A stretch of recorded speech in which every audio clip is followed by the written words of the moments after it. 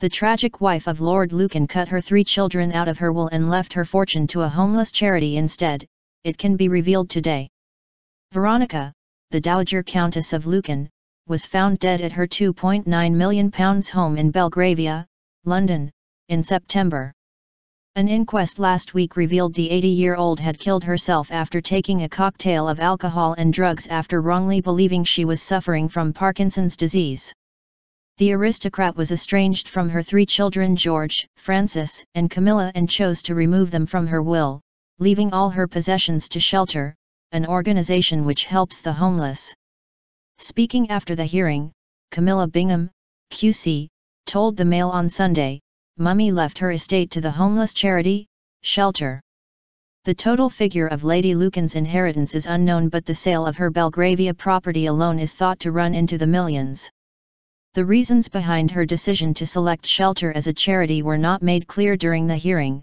However, a coroner heard how towards the end of her life, Lady Lucan became increasingly reclusive. She hadn't spoken to her 3 children in more than 35 years due to a long-standing rift and had never met any of her grandchildren.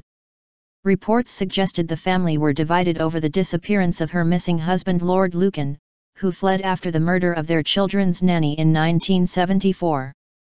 For 4 decades, Lady Lucan was the subject of countless stories and documentaries as the search for her husband Lord Lucan rumbled on.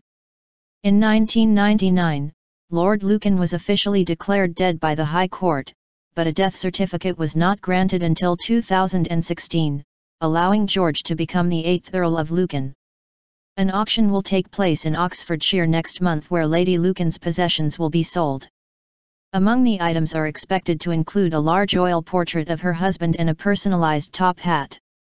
Shelter said, "The proceeds will help us to continue fighting bad housing and homelessness." Last week a court heard how police smashed a window to break into her 2-story terraced townhouse in London's Belgravia last September.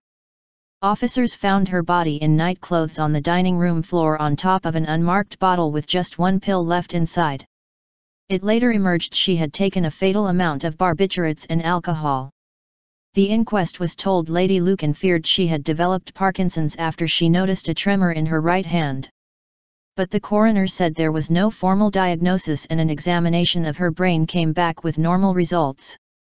However, Lady Lucan had also lost her sense of smell, felt tired, anxious and suffered from insomnia, as well as becoming forgetful.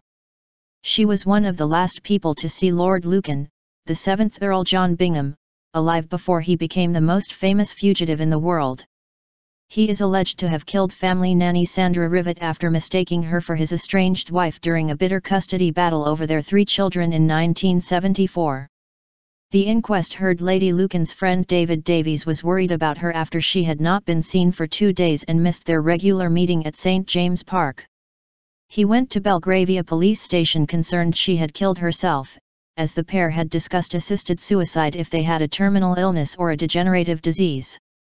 Coroner Dr. Fiona Wilcox recorded a verdict of suicide.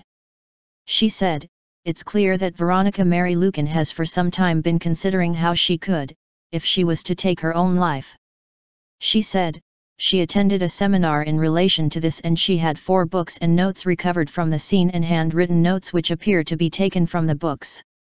It's clear from her diary entries of July, August, September she considered she suffered from Parkinson's disease, but there is no formal diagnosis and examination of her brain was normal. She had met with a publisher and I note she got up from the floor in a sprightly way, although she had seemed down. There's no evidence of suffering from a mental illness, although she had complained of anxiety and insomnia, which medication had been prescribed.